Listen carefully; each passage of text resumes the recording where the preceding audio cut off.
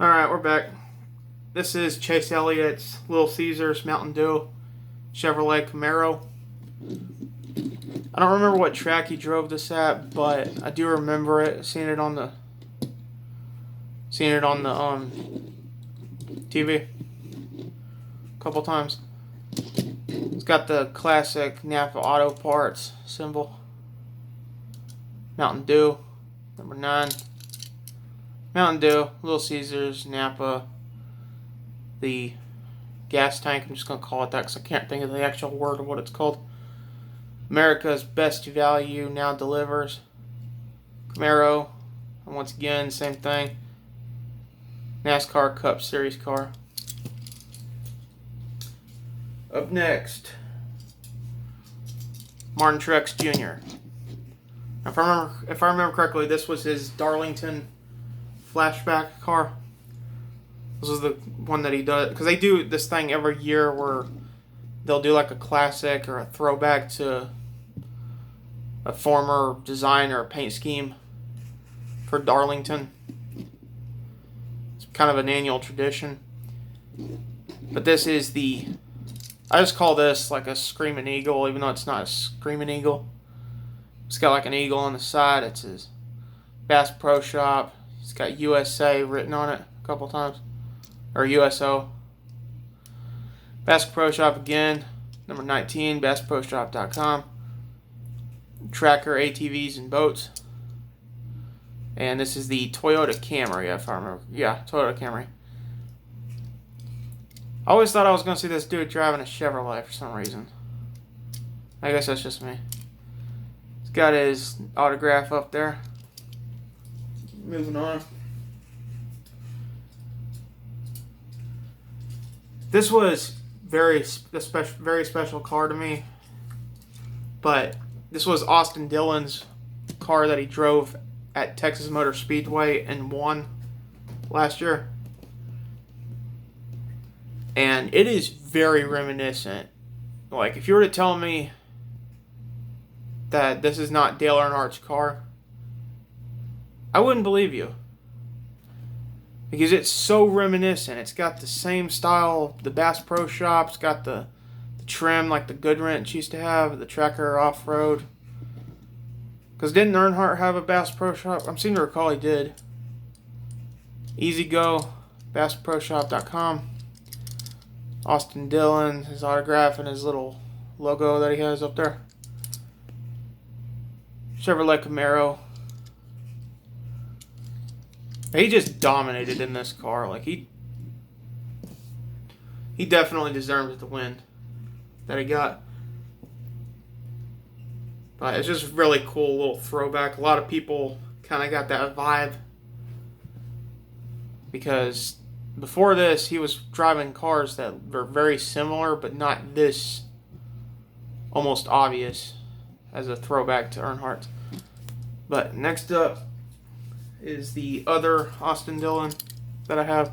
And this is his 2019 one. I'm not a big fan of this one just because the colors are kind of dumb. Or at least they feel kind of boring. It just says Dow on the side and on that, and just about every single face of this car has the word Dow on it. Very boring. It's a Chevrolet Camaro. Dow, again, just a boring car. And last but not least of the modern drivers is Kyle Rowdy Busch. This was an awesome design that he had. I remember seeing it on the track at one point, the Skittles dip design. And at first I didn't care for them, but then I went and I got me a pack of the Skittles dips. And they're actually pretty good candy. Really liked them. This is a Toyota Camry, if I remember correctly. Yeah, Toyota Camry. It's got Rowdy up here, because that's his little nickname. NASCAR Cup Series. Skittles dips. Really cool car. Number 18, Interstate Batteries. I just like it. It's a cool little car. Very fun. I don't remember him ever winning in it, though. I don't think he did.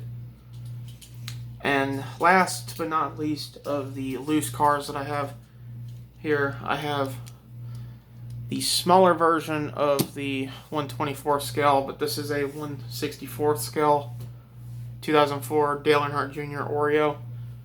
Now, the guy that I bought the bigger version of this car, he threw this in as a bonus, and I thought I'd go ahead and show it off. It's really cool. I appreciate the guy giving it to me, or throwing it in. Got the classic Oreo, Ritz, like I've already shown. Nilla wafers, Nutter Butter, Oreo, Ritz, Snap-on, Post, Fig Newtons, Budweiser, Busch Series, all that stuff right there. It's almost the exact same car, literally, just smaller scale. It's got the Ritz and Oreos, Chevrolet, and Monte Carlo. It's got his autograph up here at the top. And the last car that I have is one that I don't want to open just because it's one of my favorites. And that is, just a sec, is Brad Keselowski's All-Star race from 2020. Now, the All-Star race was at Bristol. Brad Keselowski didn't win at that track, but he did do pretty good. This was a relatively new series that they started doing, where they started doing like the All-Star race cars and stuff like that. Like they had Kyle Busch and Chase Elliott and all those guys, Martin Truex Jr. And I'm not a big fan of the setup that they did, because I don't like how the number is all the way towards the back of the car and the giant symbol of their sponsor sits in front of it.